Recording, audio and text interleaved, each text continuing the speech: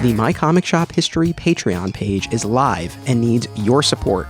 If we hit $100 a month in pledges by Wednesday, August 1st, I will launch my Super Fan History, a monthly 5-episode Superman-themed podcast spotlighting the Man of Steel across media. If you enjoy this show and you want more exclusive content, be sure to head on over to the Patreon page and pledge. Special shout out to our newest VIP patrons, Justin Tremor and Carrie Ann Stout. Patreon.com/mycomicshophistory. Don't be a flat squirrel.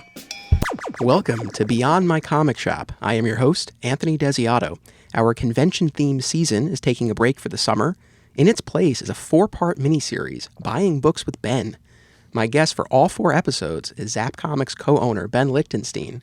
This summer, we'll be taking a deep dive into Ben's extensive collection buying practices. Ben, welcome.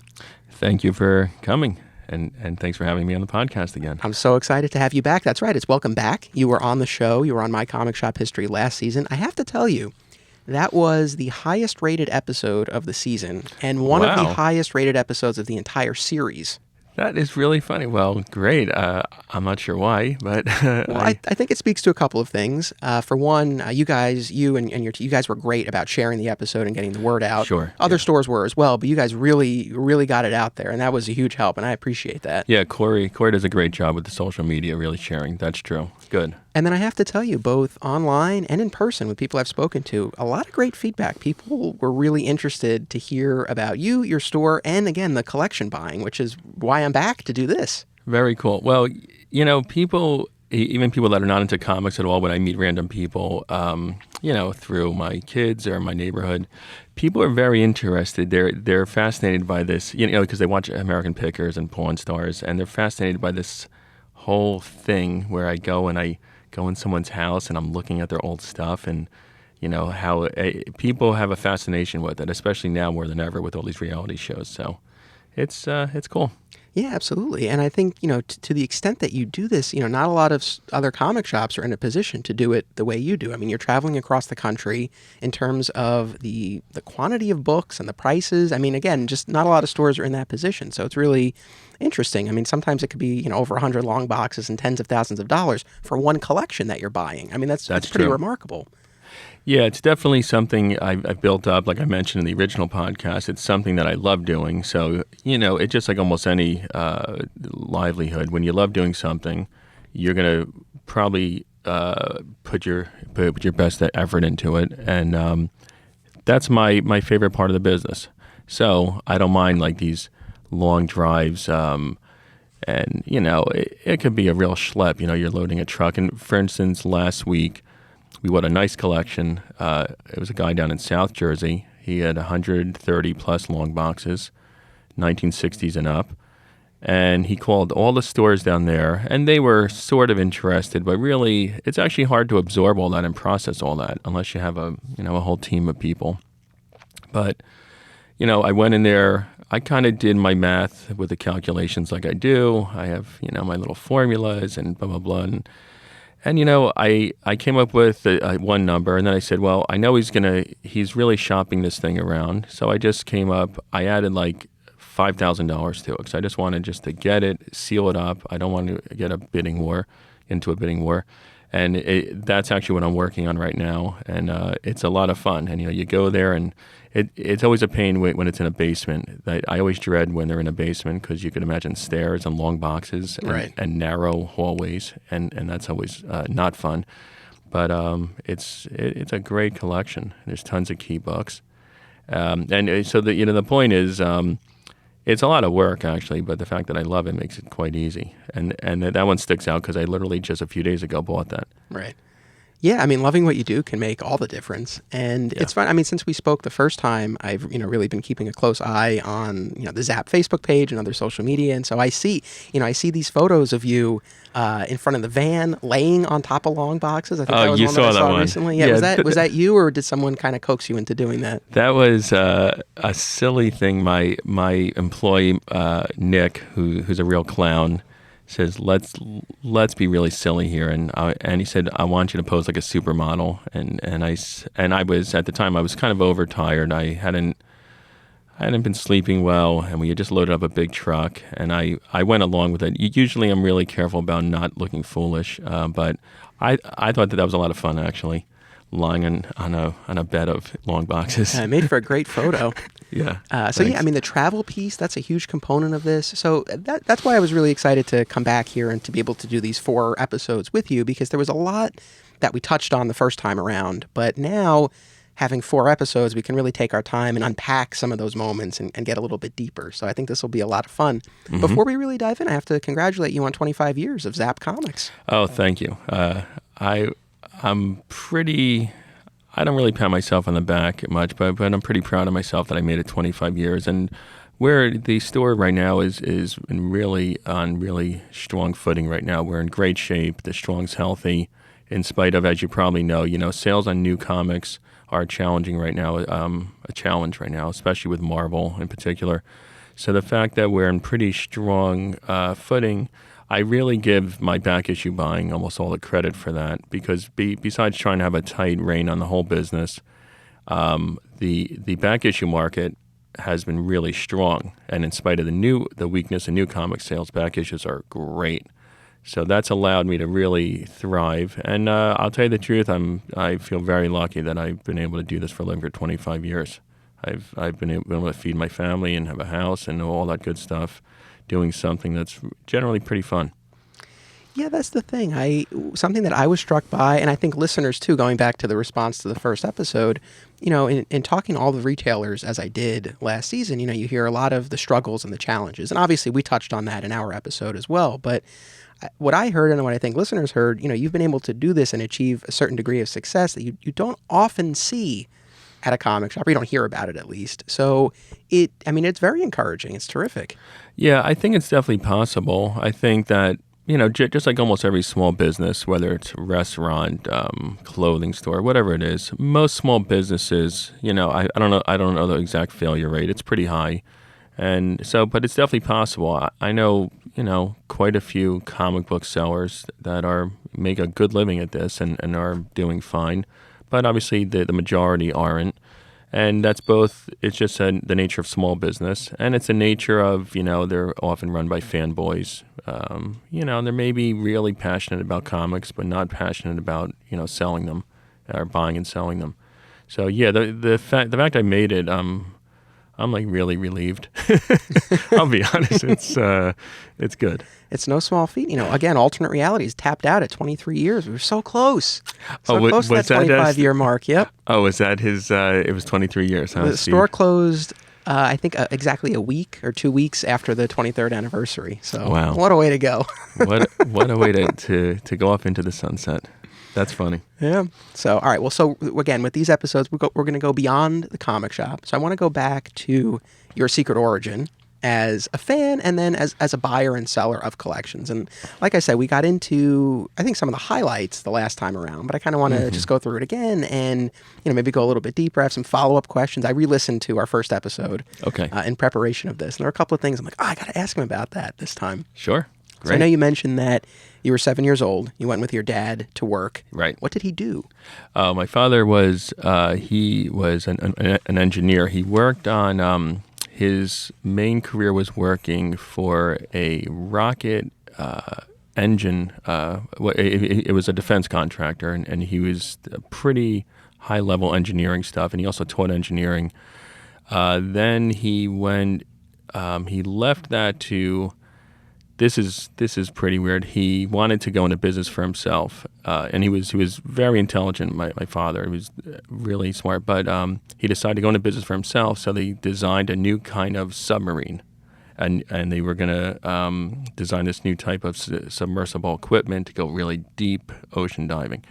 And I actually have the stock offering papers. I saved it as a memento. So anyway, he went into business for himself. It didn't work out. It was they had investors, the whole thing, and it was a great idea. It just wasn't viable at that time. So then he went to, I mentioned that most of my family has owned their own businesses, and so he went to work for his father-in-law, my grandfather, had a company in Patterson, designing all kind of electronic components. So he was the vice president there and so forth. So I was there all the time. It was this huge facility in Patterson and all these machines making wires. And I would work there a lot too, just folding wires and counting all types of little fasteners and electronic wires. So anyway, one of those days where I went to this facility with my grandfather was there, my grandmother worked there, my father was there. We went to the smoke shop, Bernie's smoke shop afterwards, and that was the beginning. So the deal was, right, if you behaved, you would get some comics. Were you a troublemaker? Why did they have to strike this deal with you? I was not a bad child, but I could be a real pain in the ass, and had a lot of energy, and I was the class clown in school. Were you? It's probably hard to believe because when I'm on these podcasts, I'm careful about what I say. I'm really trying very hard to be very professional, but I could be a real nut. So I would not have pegged you for a class clown. I was voted for senior year Fairlawn High School class clown and most artistic, which is my kind of lame claim to fame. But I was, I had tons of, I was just, I wouldn't say hyper really, but just, kind of crazy and wild. And my original goal was to draw comic books. Right. I went to art school briefly, and I in fact, in my high school yearbook, it says, "Where do you see yourself in 10 years?" And I wrote penciling for Marvel. That was my goal, which I'm doing something related to that. Yeah, not too far off. I mean, you're in the industry on a different side of it, but nevertheless. Mm-hmm. So you had this deal, so you behaved. You got to go to Bernie's smoke shop. Right. Right, so this is an era before the proliferation of specialty comic book stores, right? Correct.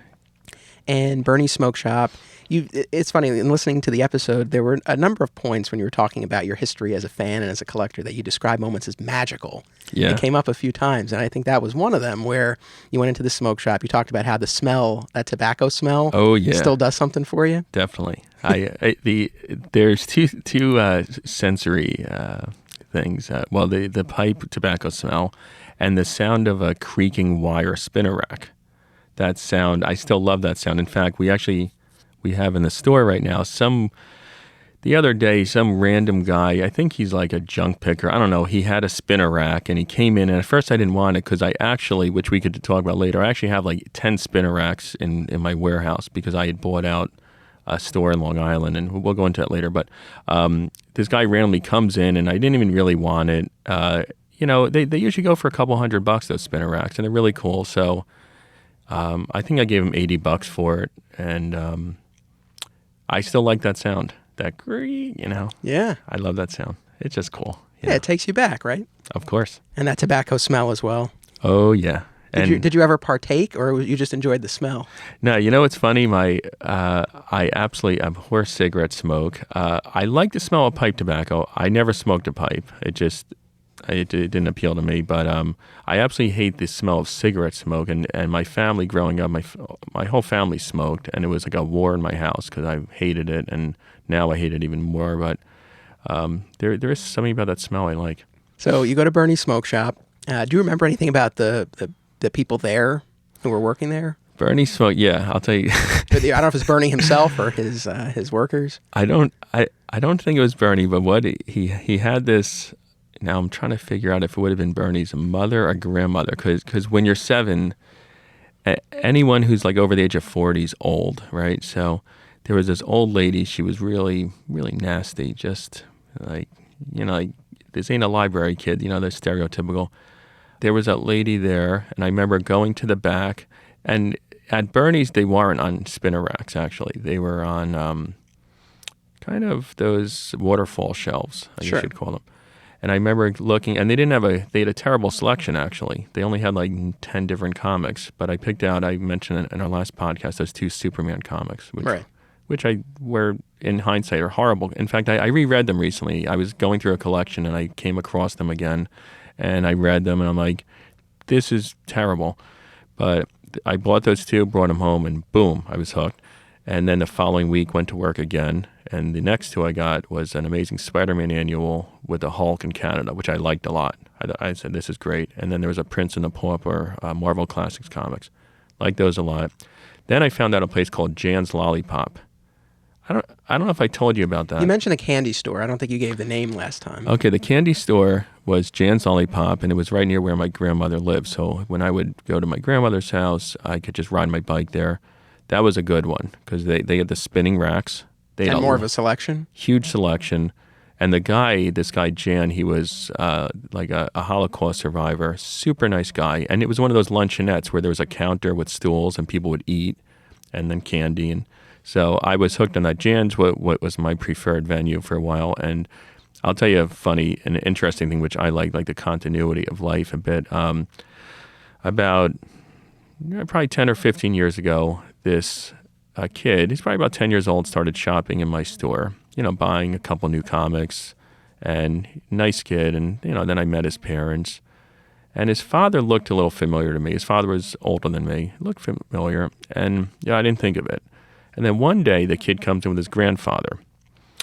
And I'm looking at the grandfather. Now this is a kid who's my customer, my comic customer. He's like 10 years old. I'm looking at his grandfather, and it's Jan. Wow. So I look at him, and I knew it was him. I'm pretty good with faces. And he also had this interesting he was in a concentration camp, and he had these, it was a wound. He had these bumps on his head from getting, beaten up. And I look at him, I see the bumps on his head. I know it's him. And I go up to him, I go, "Are you Jan?" And he always had an accent. He was from like Hungary or something. He goes, and he gives me a funny look. He goes, "Yes, why?" I go, "You were my store to buy comic books from." And I'm looking at him, and I like these kind of moments. I go, "And now your grandson's buying comic books from me." It was awesome. He got a kick out of it. And then I became very friendly with the son. And then I realized how I recognized the father. The father, he was, when I was shopping at Jan's, the father was like some 20-year-old. He would always want me to buy Archies. I don't really like Archies. I'm on superheroes. But so now I recognize the father now as a 40-year-old man with a son. And I'm looking, wow, I know this guy. And there you go. That was a good little interaction. As payback, you should have made the 10-year-old buy Archie. I love it. I really should have. You're right.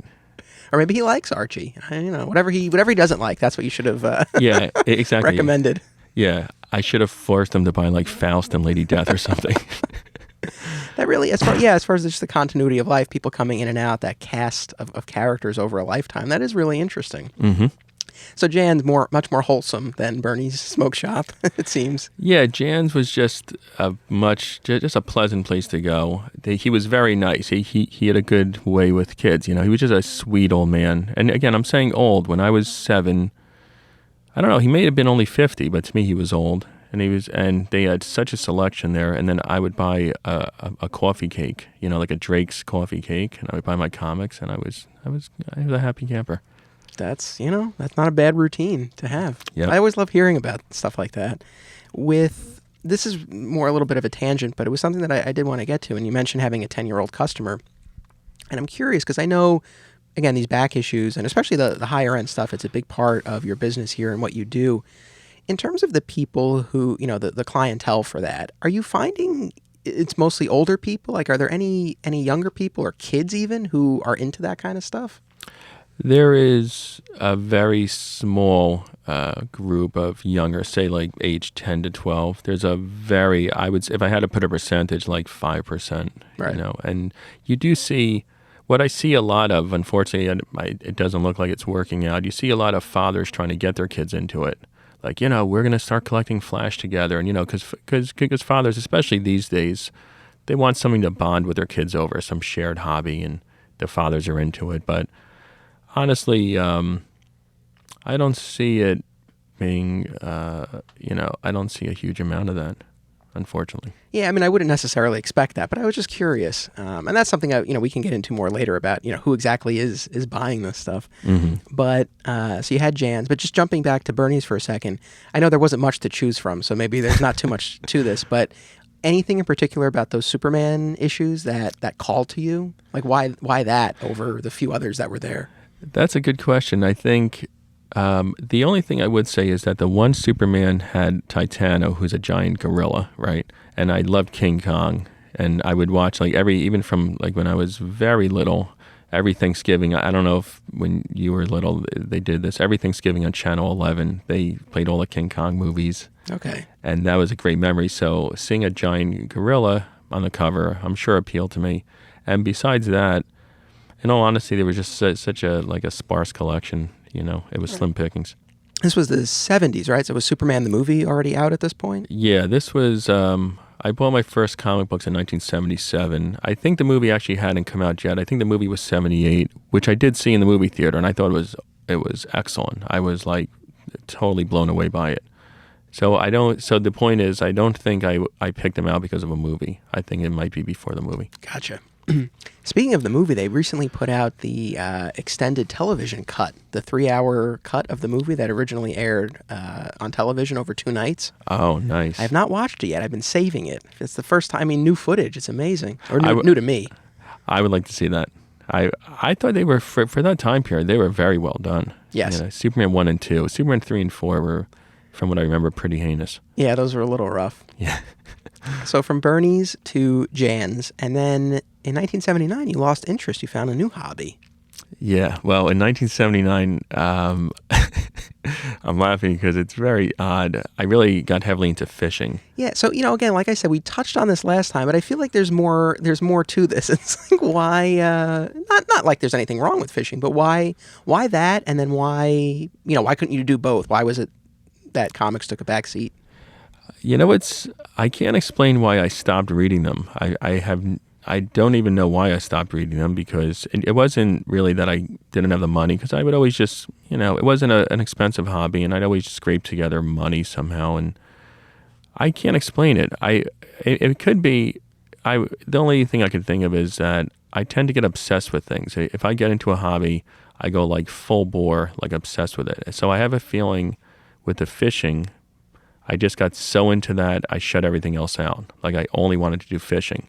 And we had moved that year. We had moved to a new house that was right on a river. And it's, we're talking North Jersey, so it was pretty polluted, but there was tons, I was able to fish in my backyard every day, just walk in my backyard and fish and catch eels and carp and catfish and largemouth bass.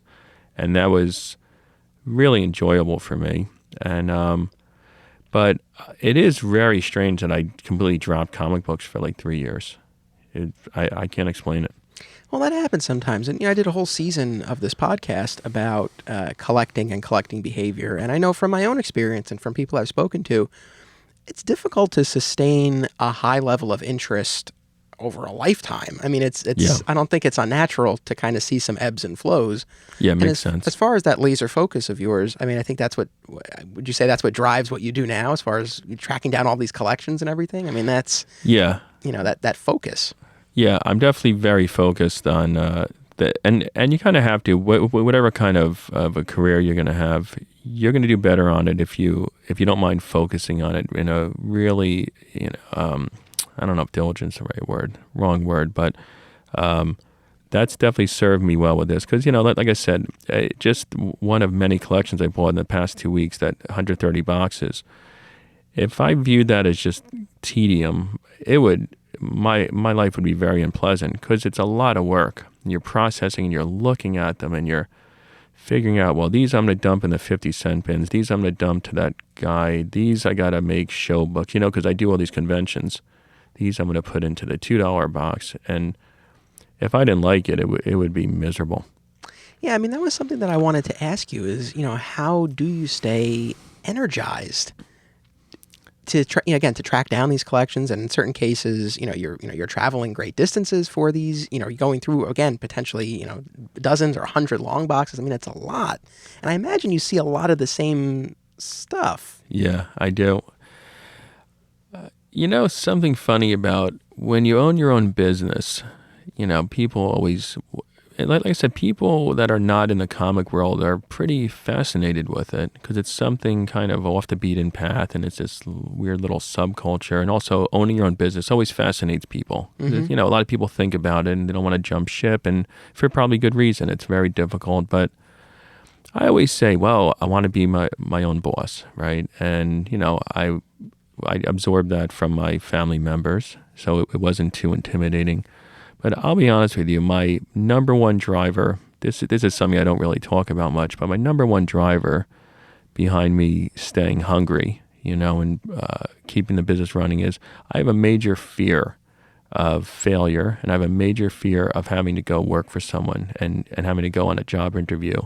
And it's almost that fear, because there are times, especially now, I'm 47 now, there's times, sometimes I don't want to, I lose some of my vim and vigor, as they say, and I lose some of that drive. But all I do, I just train my mind. I get that little worm of fear. Well, wait a minute, if things start going bad and then I have to fold up shop and all that stress and have financial problems, and then I have to go knocking on doors and go on job interviews and kind of learn to network and be a phony, and that sounds horrible. So I say, no matter how much I'm not in the mood now to work 18 hours straight, that little worm of fear gets me out of bed real fast. It's very interesting. I can identify with that, and that's something that was actually in one of the Rocky movies. But this idea of, you try hard. I'm a big Rocky fan, but you try harder when you're scared. And so I think, if fear paralyzes you, then that's an issue. But fear can be a healthy motivator in the right dosage, I think. You know what? That's exactly how I view it. Is they do a lot of studies on what makes some kids more successful in life, and not financially, just more resilient, more self-confident, happier. And they really are trying to figure this out. And one thing they found is kids, and I blame my generation of parents for this, kids that are too coddled and too are protected are actually not as happy. They have higher levels of depression. They don't achieve as much. They're more intimidated by things. They're more thrown off. But you don't want too much adversity. You want just the right dose, like you said. That's exactly right. And I really believe in this with my own kids. You want them to fall down and get hurt. You want them to experience losing and failure. But you don't want too much. You don't want abused kids, right? You don't want it to go too far. So it's this kind of gray area. Well, how much is enough to make them strong and resilient, but not to be scarred for life and mentally tortured because they had this horrible home life, right? And I really believe that to succeed in business, it's kind of the same kind of thing. One of the reasons that I've been able to survive is I had those difficult periods. I needed those bad times to now, learn from and be, and survive. Yeah. No, I mean, it makes a lot of sense. Yeah. Amazing. So, all right. So we lost you to fishing for a little bit. Yeah. Yeah, it was sad. But and not only did you stop reading, but you sold the collection that you had amassed at that point, which you said was about a couple hundred books. Yeah, it was a couple hundred. It all fit in one kind of plastic, bin. Yeah, like a bin. I don't know what you would call it then. This is 1977. They didn't have those big Rubbermaid things. I don't know what it was. That was 1979. I got $14. At a flea market, right? At a flea market. There was a flea market in Elmwood Park, New Jersey, and where they would sell you knives and Chinese throwing stars. I used to buy Chinese throwing stars. Why? I can't explain why I wanted Chinese throwing stars, but I would throw them at a wall, and it was just dumb. But anyway, so I went there, sold them, walked next door. I sold them to the comic book guy, $14. Was that a good price? Given what you had? No. Now, to be fair, I don't think at that point I even had the mentality to take good care of them. I just loved reading comics, so they probably were not in great condition. But $14 for a couple hundred books, he paid me 7 cents a comic. That was pretty lame. I don't think I had too many real gems in there, because at that point, what was I reading?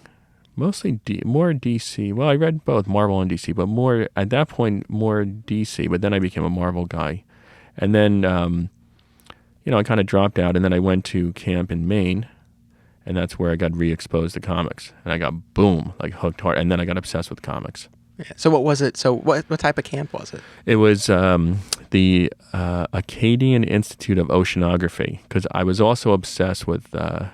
And I still am to a degree, biology. Right, and that was animals. A minor in college? Yeah, which was kind of weird. But I was obsessed with animals, the environment, and I still have a lot of interest in that. And so I had a choice of having, that year was I turned, well, how old was I in 8th grade? I hadn't turned 13, but I had my bar mitzvah, and I had a choice of going to camp. Like my mother didn't have a lot of money. She said, well, I can send you to the camp, the oceanography camp, where you could have a big party for your bar mitzvah, or we could have a party at the house. So instead I just had a party at my house, and people snuck in alcohol, and it went great. But that was, and at camp I ran into a kid, I can remember his name now, Glenn Kanzer, which is pretty funny. I can remember that name just popped into my head. I haven't thought about him. And he was into comics. A couple other kids were, and we would go into town in Bar Harbor, Maine, and buy comic books. And I was massively hooked. I'm like, yeah, baby. And then I got really into it. I got obsessed with it. I have that obsessiveness. And that was when I started reading all the newspaper ads, buying collections. Right. And, oh, yeah. Yes, I mean, that takes us to, the start of this. Because I know you said, around, 14, 15, that's when you really started buying and selling these collections. And, yeah. Again, like I said, I want to get into this, unpack it a little bit, because I'm fascinated by your evolution from, this teenager who's flipping collections to everything that you've built now. Yeah. So it's amazing. So, I mean, can you take me into that initial decision to get into that in the first place? I'm trying to figure out when I first started buying. Okay, yeah, here we go. I was reading the new comic books. I got hooked again in Maine, like I said. And then, I would go to the Jan's Lollipop. He was still around, and I would go, I was always trying to find a new place to buy comic books. And I remember my next door neighbor, she was like 17 or something, and she goes, there's this store at the Bergen Mall. They sell comic books. And I'm like, wow. And there was no way for me to get there. It was on a highway. And I said, well, what do you mean they sell comic books? Because it wasn't on my radar that there was a specialty comics shops. It sounded like, what? Only comic books? She goes, yeah, I'll buy you a couple comics. So she went there just to be nice. She bought me home. They were like Marvel Tales, which are kind of lame. But anyway, she bought me a couple Marvel Tales. And I'm like, wow. So I begged my mother to, buy me comic books. I did to bring me to this Bergen Mall. It was called Collector's Comics. It was in the downstairs of Bergen Mall, owned by this guy named Frank. Everyone knew Frank back then because there were so few stores. And I walk in there, and I'm like, oh my God, this is it. There's like old comics everywhere, and there's new comics, and every single new comic made he had. And I was like, oh wow, this is crazy. And also some of it also, you would read the ads in the comics, and you see ads for old comics. But I was really exposed to those old ones at Frank's store. And then I just said, whoa, this is awesome. I'm just going to start buying as much as I can. So like up until that point, obviously you're reading these comics, you know what issue number they're up to, you know that others have come before. Was there any thought of, like those are out there and I could get them? Or was that not something that really was triggered until you went to that store? That wasn't triggered until the store. There was always something in the back of my mind because if you remember, they don't do it as much anymore, but the Marvel comics, they would put an asterisk. Let's say they mention a story, and as seen in number 194, right. And so I'm like, wow, it would probably be fun to buy 194, but how would I get that? No way to get it. So now Frank's opened the whole world up. And then I also started, besides just buying the collections, I started buying a lot by mail order. There was a guy named Robert Crestall in Canada, and he would print up this catalog, which I loved reading, and then I would mail in a money order. And then there was also a company called J&S Comics, who are still around there. They're in New Jersey, big back issue operation, J&S Comics, and I'd mail them my money, and so I started buying mail order too. And then as far as when I really started buying collections, I can pinpoint when I said, hey, and instead of buying from these guys, I'm just going to buy whole collections from people, and then I'll get a really lot of them at one time. Right. So initially, like you were just like issues here, issues there? Right. Initially, I would just buy like from J&S Comics and, Robert Crestall and sometime around that same time period, 1983, 84, I started going to the Comic Cons in New York. And, I would take a bus in from Fairlawn to New York. I had a couple of my other nerd buddies who were into comics, and it was very embarrassing then. We didn't tell anyone we collected comics. This is 1983. It was mortifying. But I found a couple other nerds who liked comics, and we would take a bus into New York for the Creation Comic Cons. And those were crazy. And there was also some conventions in Wayne and Paramus. I think back to it now, man. It was just piles. Like sometimes a dealer would bring in 12 and 15 and 20 cent comics, just piles of them on his table. Just like you'd be rooting through them like 50 cents. And I think back to that and I'm like, wow, that was fun. I mean, that was awesome. So as the thrill of the hunt, right? It was, the thrill of the hunt, digging through stuff. Yeah. But so at that point, in terms of the back issues you were buying, was there any thought to selling them, or it was just, I want to build up my collection. I want to get these issues that are being referenced? I was everything just happened naturally. It just happened. It just kind of flowed where I started going to these comic conventions and buying them online. And I said, well, these guys are doing it. These guys are buying comics and reselling them. So I think that looks fun. I think I'm going to do that. So when I was 15, that was when I started setting up at comic conventions. My mother would drive me in like the Oldsmobile, and it was miserable. And I built a wall. It was made of plywood. It weighed probably like 80. It was horrible. It was like a plywood back display wall, the worst. And I'd have to strap it to the roof. It was very rudimentary, but just something just kind of dawned in my head. I say, well, I see these guys selling comics. That looks like a fun job, right?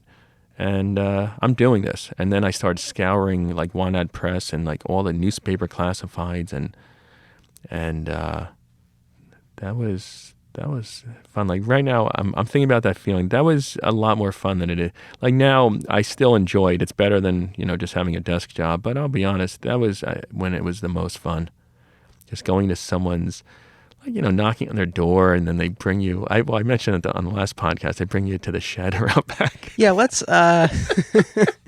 Yeah, but let's expand on that a little bit. So. I don't want to laugh. No. So how did that one come about? Was that someone you found through an ad? Yeah, that one.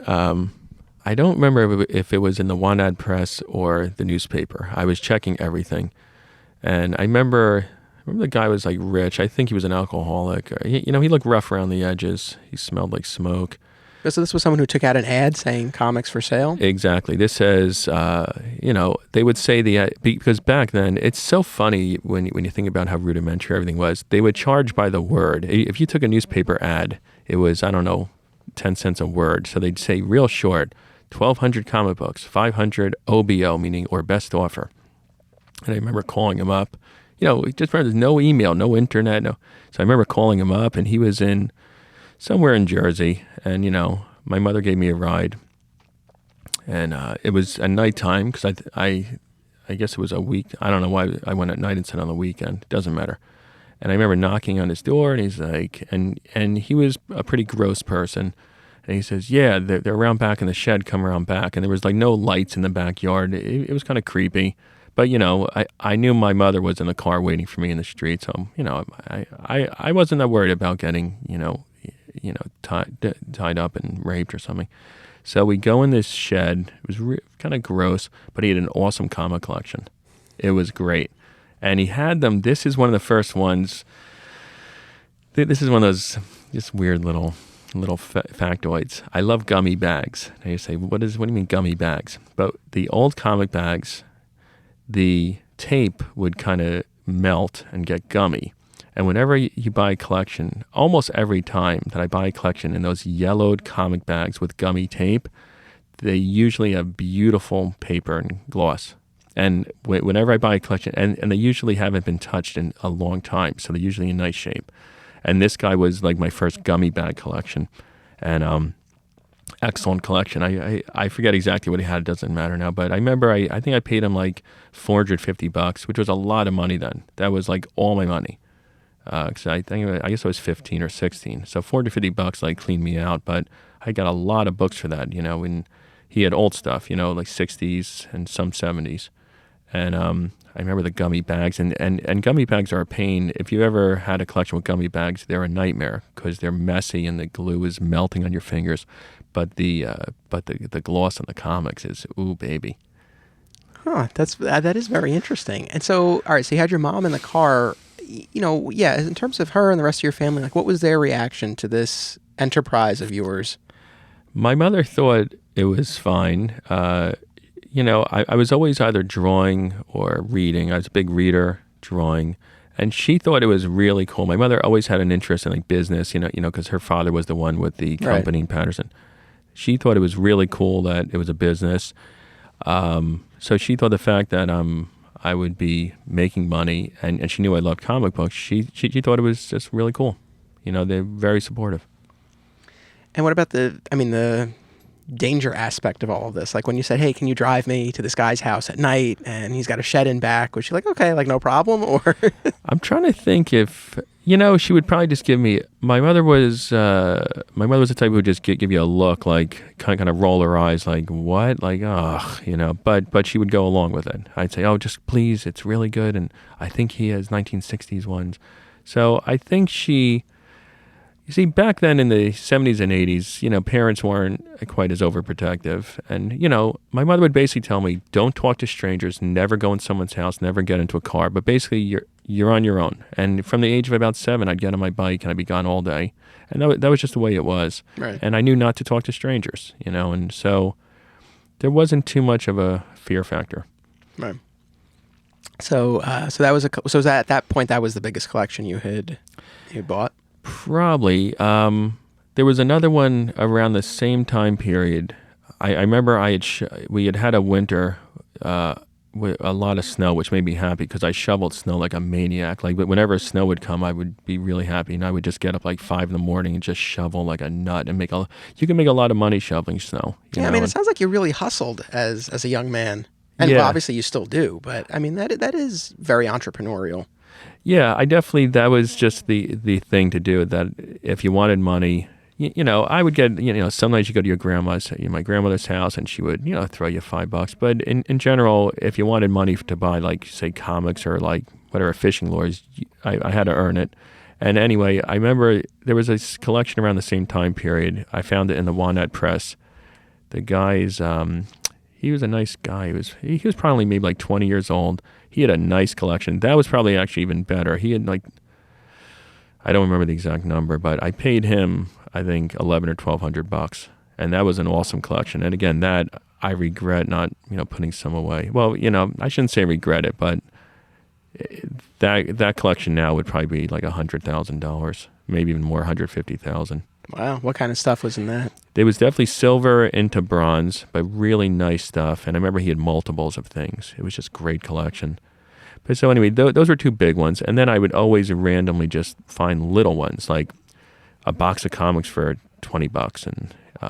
And then, my mother opened an antique store, and she would occasionally get a lead from me. Not much. Most people, it's funny, most people in the antiques business are just brutal to work with. Like it's really hard to buy from. They just tend to be really hard to negotiate with. And they always price their stuff like triple what it's worth, and then they want to haggle down to half that, and you're still, just ridiculous. But my mother was an antiques dealer for many years, and she had the same kind of like, yen for this stuff where you're buying collections. She would go, like, a lot of times I would go on calls with her. Like, she would need help carrying stuff. So we'd go to this house and I'd have to load up the boxes and give her a hand with that. And that was actually fun. Yeah. Were there any things that you observed and learned from those trips that you applied to your own enterprise later?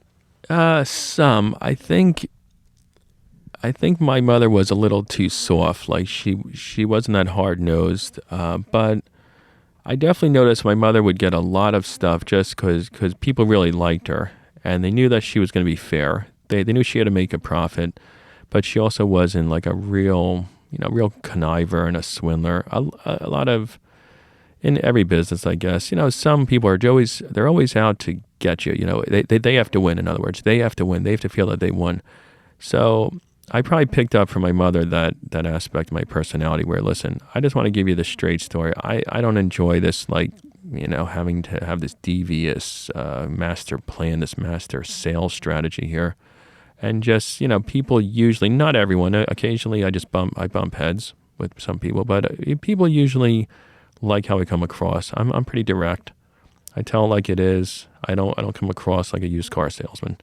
Yeah, no, we talked about that last time as far as your strategy and how you represent yourself and deal with people. And yeah, it sounds like, through those experiences with your mom that maybe that was a lesson in the importance of building a good reputation for being fair and honest. I think so. Yeah, I would agree with that. Other than shoveling snow, any other odd jobs during those high school years? Well, when I turned 15, I started working at a Häagen-Dazs ice cream store, and I worked there crazy. I always wanted more and more hours. I worked there probably about, even during high school, I worked there about 30 hours a week, and I was really I learned a lot from that about how not to run a business, because the owner of the business was an absentee owner, and he would have me, and I was 15, and I was reliable, but he gave me the key and the alarm code. I was responsible for everything at 15 years old, and which was fine, but I observed just a lot of things going wrong, and he didn't keep a tight rein on things, and I saw the other employees, some of them would really take advantage. So I learned a lot about that, actually. You got to keep a tight fist in your business. You just it's kind of human nature that, while the cat's away, the mice will play. And I have a great staff here. And, for instance, my staff down at my other store in Manalapan, they I'm not there too often, and they do a great job for me. They're great. But there's still things that go wrong where you got to keep a tight fist on things. So anyway, though, I worked at Häagen-Dazs for like 4 or 5. I worked through college even when I would be home from Rutgers. So I earned money from that. And most of that money went into comics, but also, once I got a girlfriend, I used to, spend a lot on the girlfriend. But yeah, and so as far as odd jobs, the shoveling, and and also I worked for my grandfather at the factory. We would fold these wire harnesses, and like we got paid a penny per wire harness because they had to be folded a certain way to get transported. And I'd be sitting there for like hours just folding wire harnesses. But, it worked. Yeah, it sounds like that work ethic is something that's, been there and, you really cultivated, and it sounds like it runs in the family as well. With the ice cream shop in particular, side note, but I'm always kind of fascinated by that business in particular because, again, especially like where we are, obviously you're dealing with winters, and I would have to imagine things slow considerably. How do you weather that? Well, that was something, even as a kid. I was a teenager. I wasn't, I wasn't versed in business really, but, it's just common sense. You could see that in the winter, they would do like say $125 in sales for a whole day because people are really not buying ice cream generally in the winter. And you could see that they were losing money. It was very obvious. Because like your rent's the same. So, maybe you're ordering less ice cream ingredients, but you still have those other costs. You have those fixed costs, right?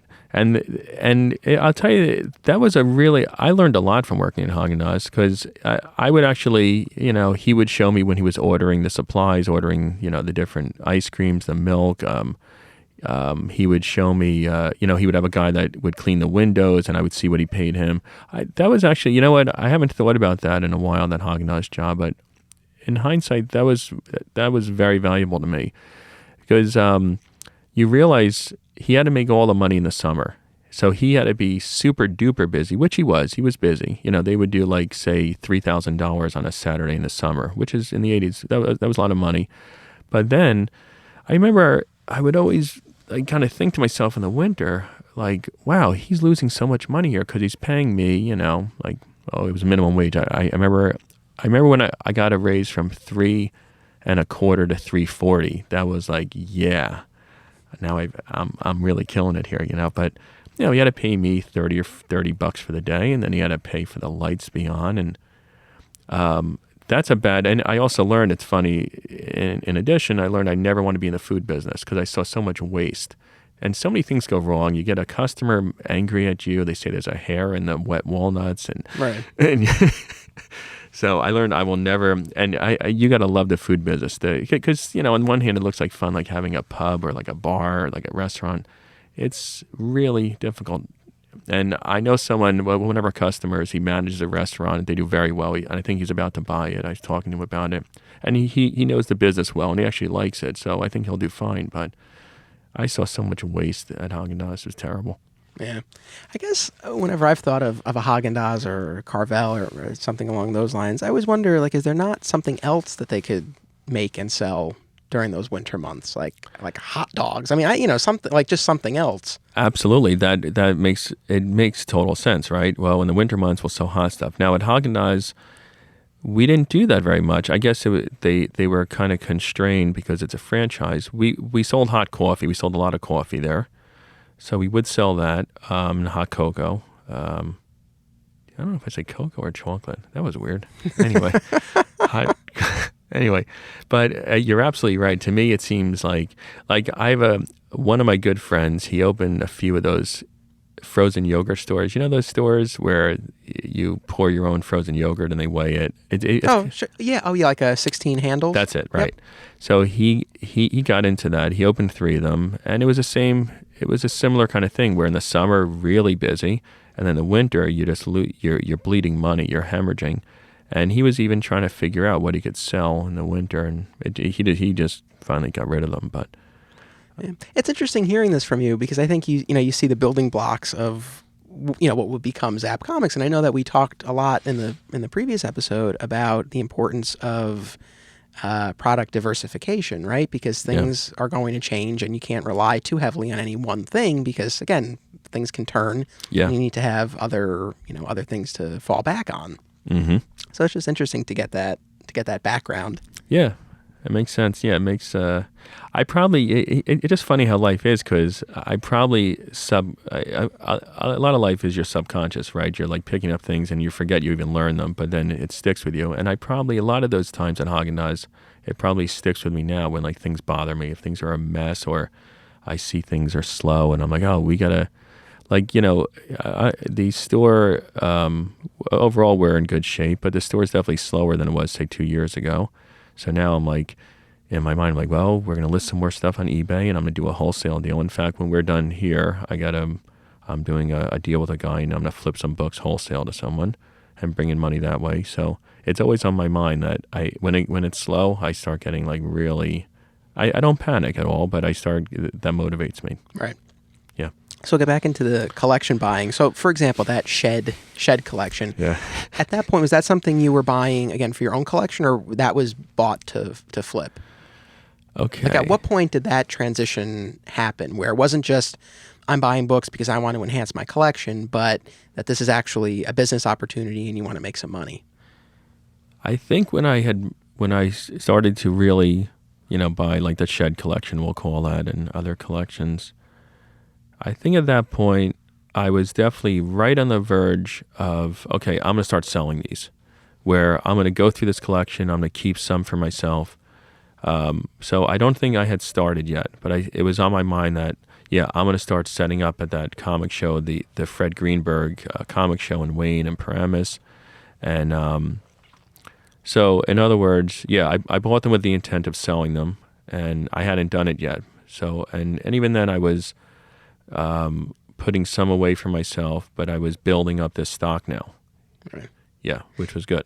Did you have any specific goals at that point? Was it like, I want to make enough money to buy a car? Or, I mean, was there anything like that, any specific benchmarks that you were looking to hit or not at that point? I didn't have any type of benchmark where, okay, well, I want to, build this up so I could, like you said, buy a car or buy my Amazing Fantasy 15 or something. No, the real goal was to start selling comics because that looked like a cool livelihood.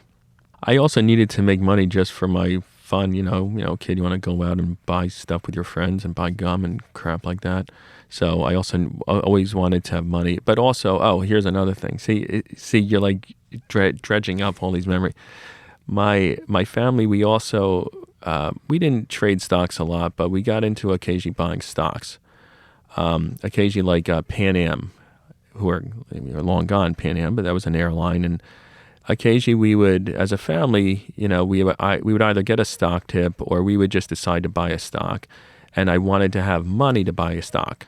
I wanted to have a couple $100 so I could buy. I can picture Pan Am perfectly. We bought it at 3, sold it at 9. It was like, wowie. So I remember I bought like 100 shares of that, and it worked out great. So in the back of my mind, I wanted to start selling comics and actually have a business.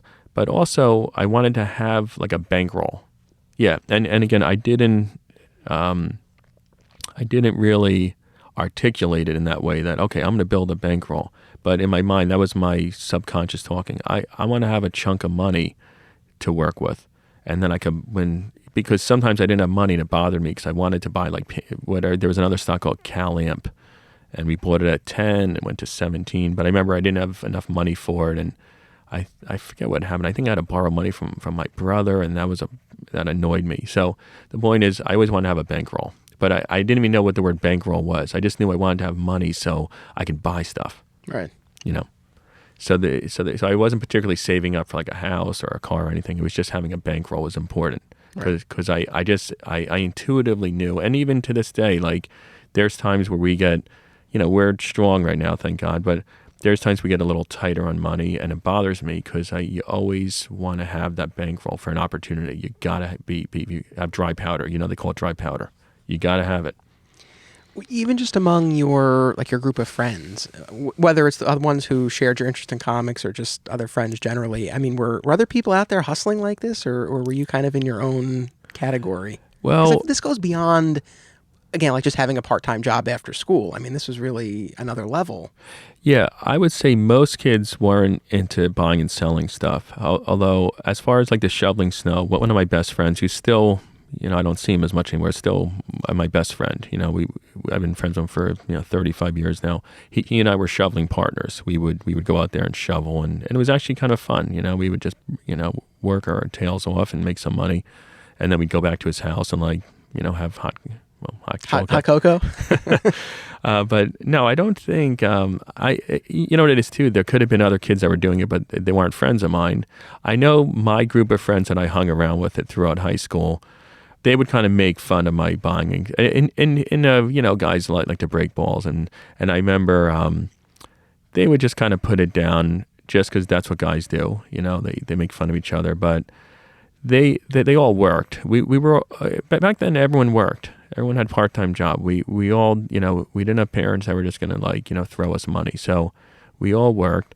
But I was probably, I think, the only one who started the business. I'm trying to think.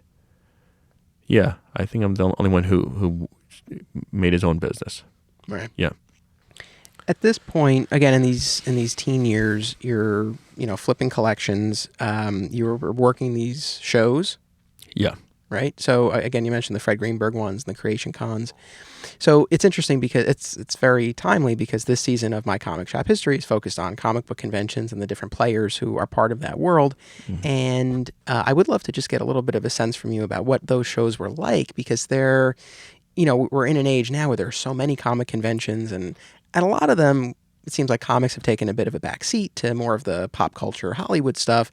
I mean, what were these early shows like that you went to?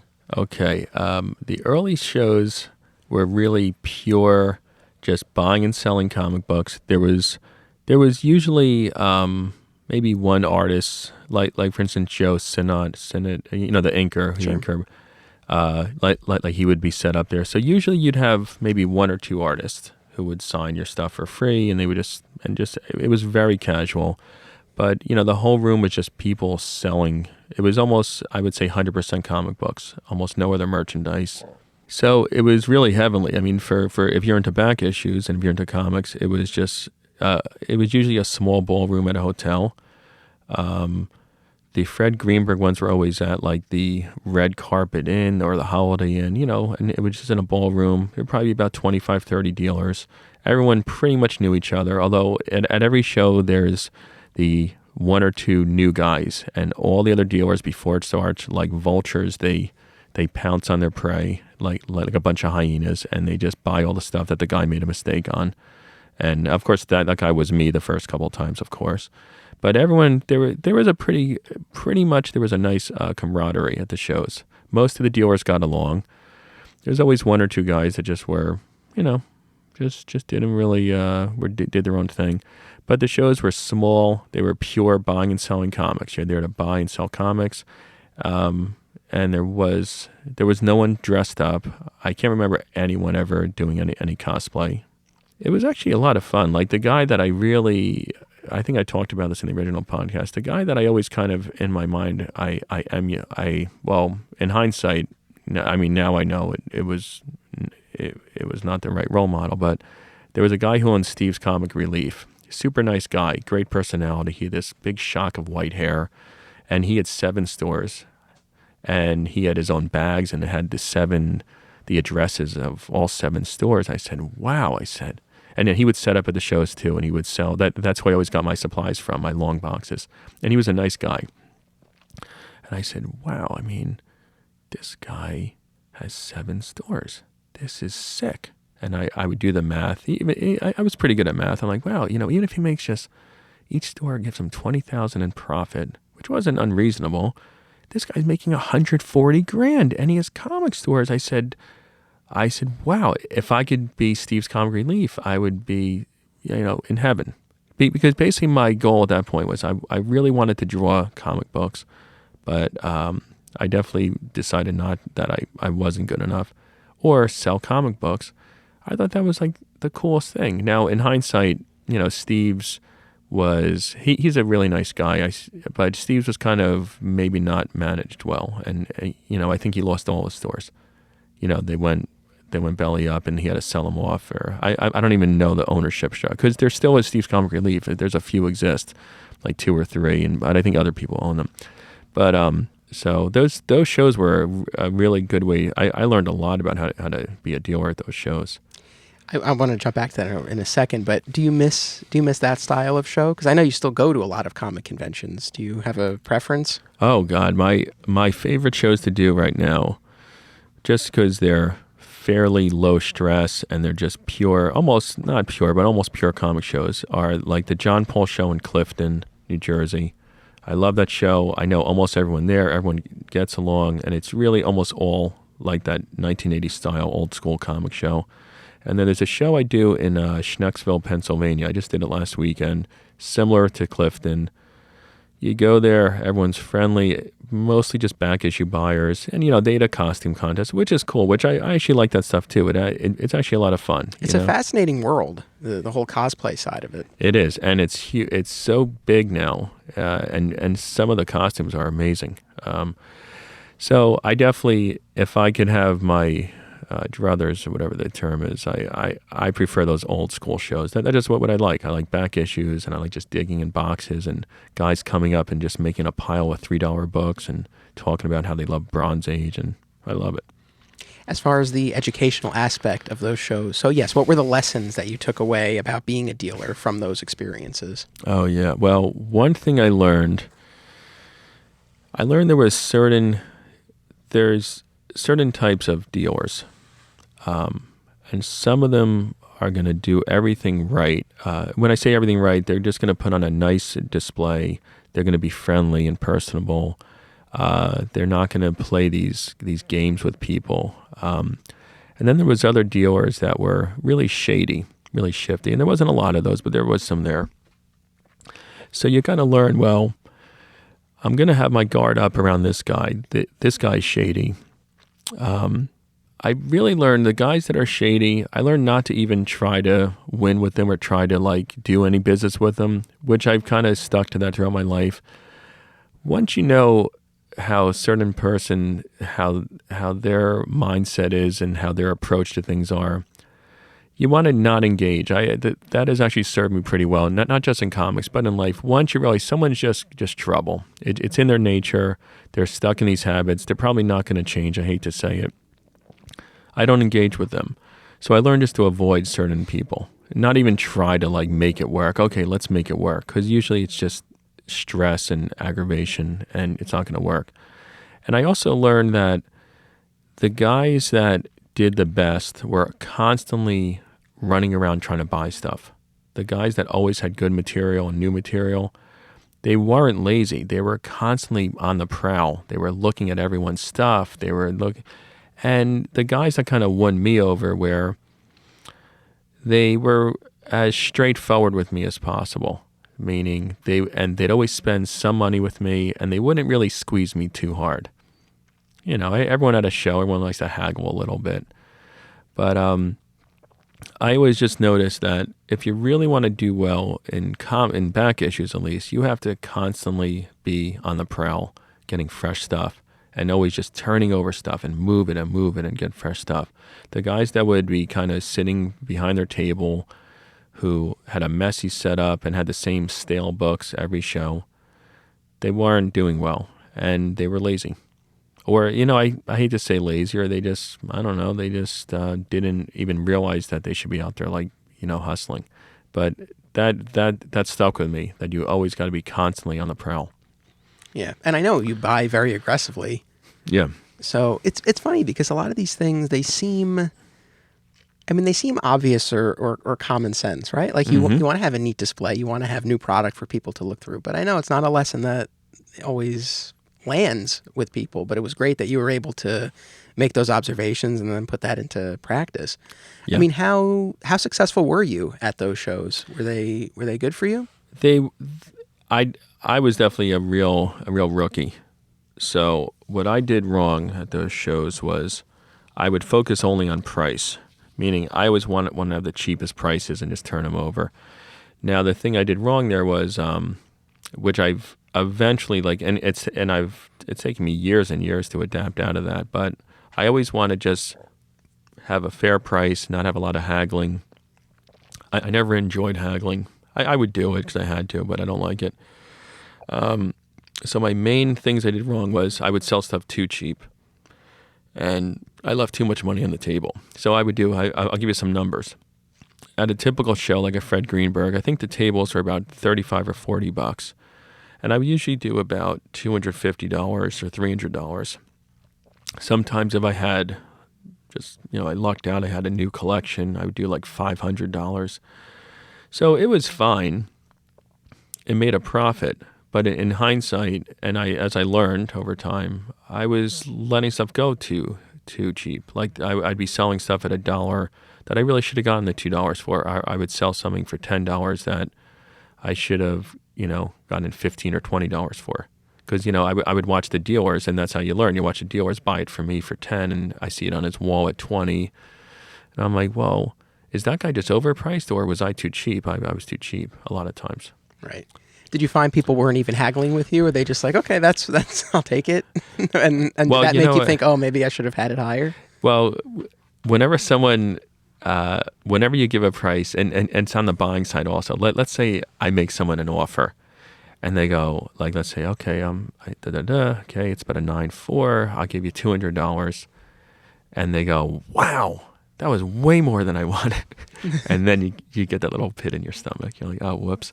But there was times where you realize that, you saw how they didn't haggle and they would take it and go away. Although I will say the thing that I can't stand to this day is when a lot of times I'll have stuff in the store where maybe it just got hot online, maybe there's a new Netflix show, whatever.